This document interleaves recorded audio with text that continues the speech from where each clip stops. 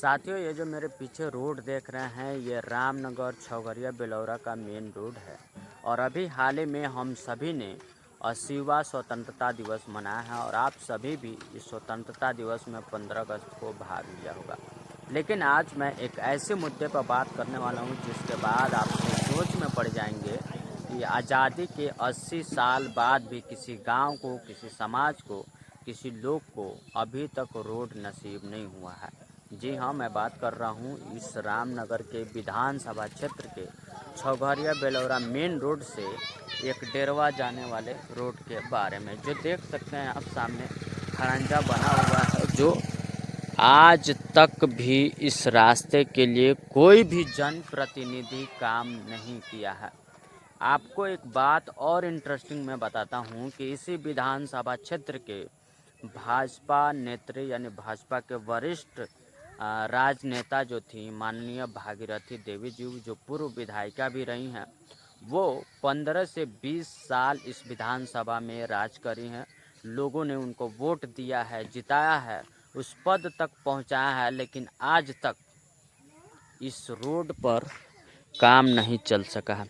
साथियों, मैं आपको बता दूं कि ये रोड मेरे गांव के तरफ जाता है और इस गांव का नाम है एक डेरवा। और इस गांव में लगभग 700 से 800 परिवार, पूरी फैमिली रहती है। गांव थोड़ी सी बड़ी है, लेकिन अभी तक आपको जान करके ये आश्चर्य होगा कि रामनगर से बेलौरा छौघरिया वाला जो रोड, इस रोड की तो हालत वैसे भी बहुत ख़राब है, लेकिन बन तो गया है ना।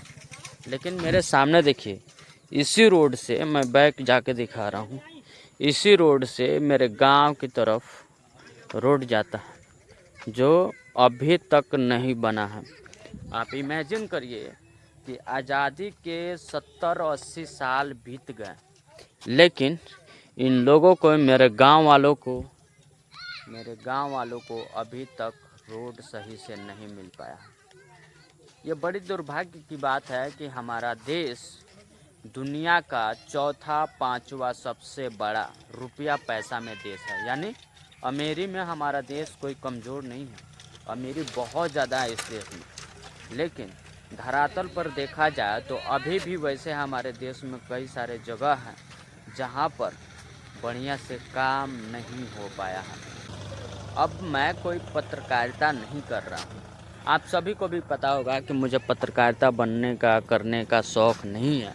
लेकिन जब हम स्वतंत्रता दिवस मनाते हैं, झंडा फहराते हैं, संविधान और राष्ट्रगान का जो सिलसिला है उसको जब हम लोग गाते हैं, तो उसमें एक बात स्पष्ट कही गई है कि हम भारत के लोग, हम भारत के लोग का मतलब है हमारे आसपास में उन सभी सुविधाओं को, उन सभी व्यवस्थाओं को सुचारू रूप से चलाना, चाहे धार्मिक तौर पर हो, व्यवस्था के तौर पर हो, सामाजिक व्यवस्था के तौर पर हो।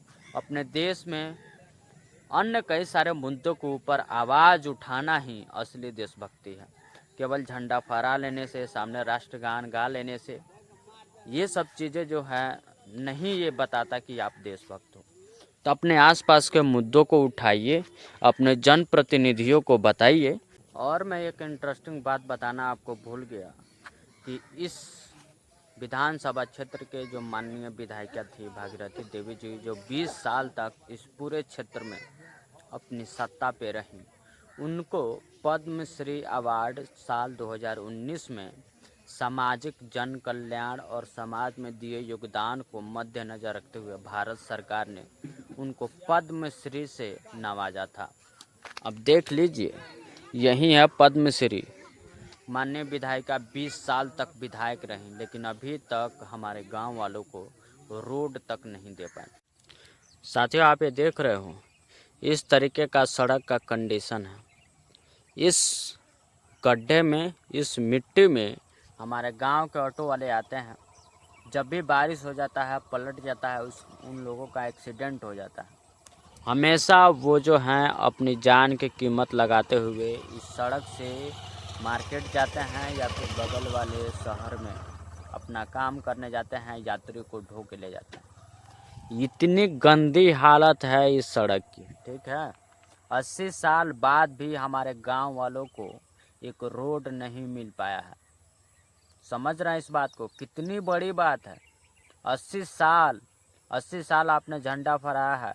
झंडा फहराने के दिन आप एक जश्न मनाते हैं कि हमारा देश कितना बड़ा है, कितना शक्तिशाली है।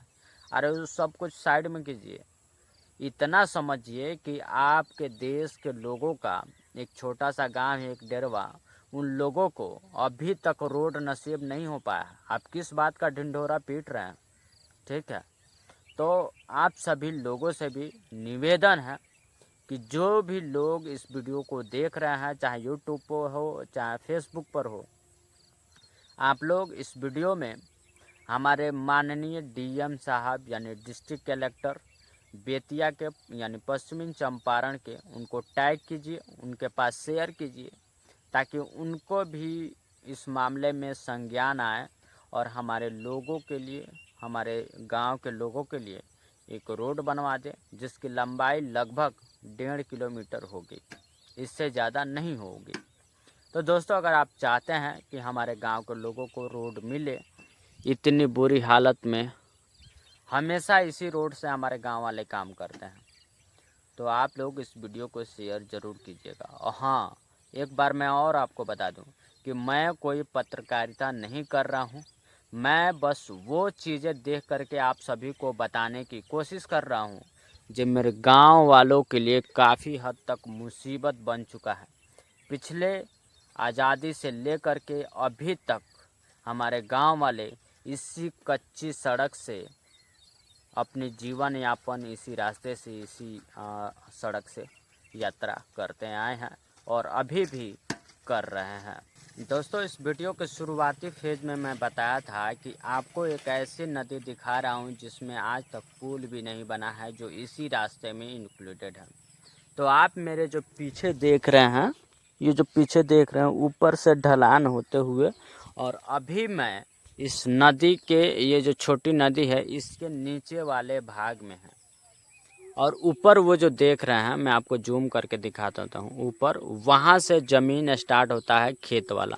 तो अभी मैं इस नदी के नीचे वाले तलहटी में हूँ और सामने आपको नदी भी दिखा देता हूँ। ये देखिए, आपको शायद दिख रहा होगा। और यहाँ पे नदी का जो पुल है सामने, वो भी पूरे तरीके से बिखर चुका है, टूट चुका है।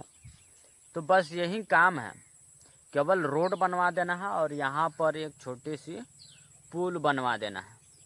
तो हमारे माननीय जिला प्रशासन से निवेदन है कि इस वीडियो को अगर आप देख रहे होंगे, किसी भाई ने अगर आपके पास शेयर किया होगा, तो आप लोग प्लीज़ इस पूरे मामले को संज्ञान में लीजिए और तुरंत वैधानिक कार्यवाही करते हुए कुछ न कुछ हमारे ग्रामवासियों के लिए अच्छी चीज़ें कर दीजिए, क्योंकि हमारे गांव के लोग अभी तक अच्छी सड़क के लिए तरस रहे हैं। और इसी नदी में जब बाढ़ आ जाता है बरसात के दिन, तो हमारे गांव वाले मार्केट नहीं जा पाते हैं। अगर 2 दिन बाढ़ रहेगा, पानी रहेगा इस पुल से ऊपर, तो 2 दिन तक ये रास्ता बंद रहेगा। अगर 3 दिन रहेगा तो 3 दिन तक रास्ता बंद रहेगा। और गांव वाले उस रास्ते से होकर वैसे वैसे वैसे 7 से 8 किलोमीटर का जो है डिस्टेंस तय करके वो मार्केट में जाते हैं। बाकी दोस्तों, मैं आपसे गुजारिश करूंगा फिर एक बार कि इस वीडियो को आप लाइक कीजिए, शेयर ज़रूर कीजिए, और मैं मिलता हूं अगले वीडियो में। तब तक के लिए जय हिंद।